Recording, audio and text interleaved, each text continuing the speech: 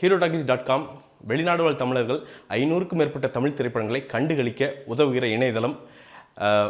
வெப்சைட்குள்ளே போய் பாருங்கள். 40% offer yearly சப்ஸ்கிரிப்ஷனுக்கு.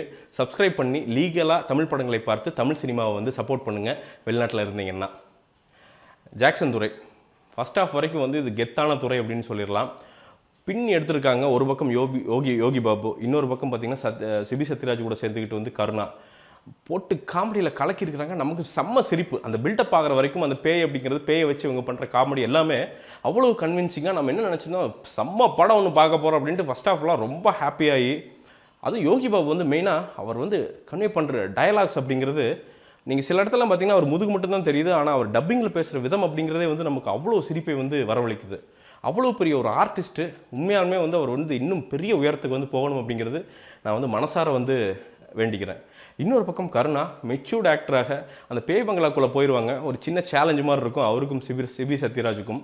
ஒவ்வொரு நாளும் அவர் பண்ணுகிற சேட்டை அப்படிங்கிறது வந்து குமுறி சிரிக்கணும். அப்படியே பங்களாவில் போயிட்டு ஜாலியாக குளிச்சுட்டு அப்படியே உட்காந்துருப்பார். அதே மாதிரி பயத்தை தவிர்க்கிறதுக்காண்டி வந்து தினமும் ஒரு சரக்கு அடிப்பார்.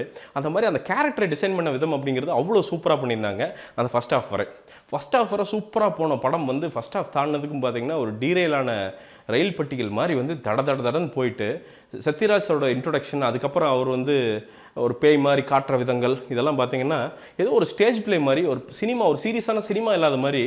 அது ரொம்ப மேக்கப் எல்லாமே ஆர்டிஃபிஷியலாக. அண்ட் அவர் கொடுத்துருக்க வசனங்களாகட்டும், அவர் அந்த கேரக்டர் செதுக்கியிருக்க விதமாகட்டும், சத்யராஜ் சார் ஆகட்டும், கூட வர மொட்டை ராஜேந்திரன் ஆகட்டும், இல்லாட்டி அந்த வெள்ளக்கார ஃபேமிலி ஆகட்டும். அந்த வெள்ளக்கார ஃபேமிலிலாம் பார்த்தா அந்த டயலாக், அந்த பேசி புளிச்சு போன டயலாகை திருப்பியும் உள்ளே வச்சு, அந்த வெள்ளக்காரெலாம் பார்த்தா என்னடா டேய் அவனெல்லாம் பார்த்தா வில்லனாட்டவே தெரில. அப்புறம் எங்கே நமக்கு வந்து ஒரு பயம் வரும், இல்லாட்டி சிரிப்பு வரும், என்ன பண்ணுறது அப்படின்னு ரொம்ப குழப்பத்தில் டைரக்டர் பண்ணுற மாதிரி தான் இருந்துச்சு. செகண்ட் ஹாஃப் ரொம்ப நீளம். ஃபஸ்ட் ஹாஃப் இவ்வளோன்னா செகண்ட் ஹாஃப் இவ்வளோ பெருசு அப்படின்னு சொல்லலாம். எப்படா முடியும் அப்படிங்கிற ரேஞ்சுக்கு ஆகிடுச்சு. சுதந்திர போராட்டத்துக்கு போய் சுதந்திர போராட்டமெல்லாம் பண்ணி அதில் வந்து பேயை கனெக்ட் பண்ணி போட்டு குழப்பி அடித்து ஒரு மசாலாவை கொண்டு வந்து சாப்பிடுங்கன்னு வாயில் திணின்னு திணிக்கினார் நம்ம தரணிதரன் அவர்கள். அதை நம்மளால் வந்து ஜீர்ணிக்க முடியலதான் பிரச்சனை. மியூசிக் வைஸ் சித்தார்த் விபின் அந்த மோட்டர் பைக் பாட்டு மட்டும் நல்லா இருந்தது.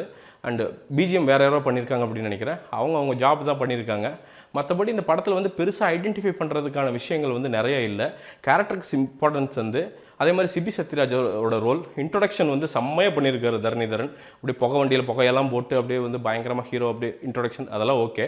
அந்த இன்ட்ரொடக்ஷனில் காட்டின சிரத்தையை அவரோட கேரக்டர் டிசைனிங்லையும் காட்டியிருந்தா சூப்பராக இருந்திருக்கும். இந்த படத்தை சிபி சத்யராஜ் வந்து கேரி பண்ணுறாரா அப்படின்னா இல்லை. சத்யராஜ் சார் கேரி பண்ணுறாரா இல்லை. மொட்டராஜேந்திரன் கேரி பண்ணுறாரா இல்லை. எல்லாரும் பாவம் திணறி மொட்டராஜேந்திரன் பல சினிமா வசங்களை பேசி நம்மளை வந்து சிரிக்க வைக்க ட்ரை பண்ணுறார். அதே மாதிரி சத்யராஜ் சார் இருந்தால் பழைய டைலாக்ஸ் எல்லாம் கொண்டு வந்து சிரிக்க வைக்க ட்ரை பண்ணுறார். பழைய நக்கலை கொண்டு வந்து முடிய மாட்டேங்குது. மொத்தத்தில் வெளில வரும்போது அப்பாடா சாமி விட்டாங்கடா அப்படின்ட்டு லெவலில் தான் வந்து வெளியே வேற வைக்கிறாங்க. அதற்கு முதல் காரணம் அப்படிங்கிறது அந்த ரொம்ப லென்த்தியான ஒரு எல்லையே ஒரு நோக்கமே இல்லாத செகண்ட் ஹாஃப் அப்படின்னு வந்து ஈஸியாக சொல்லிடலாம். இந்த படத்திற்கு என்னுடைய மார்க் அப்படிங்கிறது வந்து 5க்கு 2.75 தருவேன். போர் அடிச்சது ஒன் டைம் பார்க்கணும் அப்படின்னு நினச்சிங்கன்னா போய் பாருங்கள். அதுக்கு மேலே அந்த படத்தில் வந்து பெருசாக ஒன்றும் இல்லை. விமர்சனம் பிடிச்சிருந்தா கீழே லைக் பட்டன் இருக்கு, லைக் பண்ணுங்கள். கமெண்ட் பண்ணணும்னா கமெண்ட் பண்ணுங்கள். சேனலுக்கு சப்ஸ்கிரைப் பண்ணலைன்னா சப்ஸ்கிரைப் பண்ணுங்கள். மீண்டும் ஒரு விமர்சனத்துடன் சந்திக்கிறேன். அதுவரை நன்றி, வணக்கம்.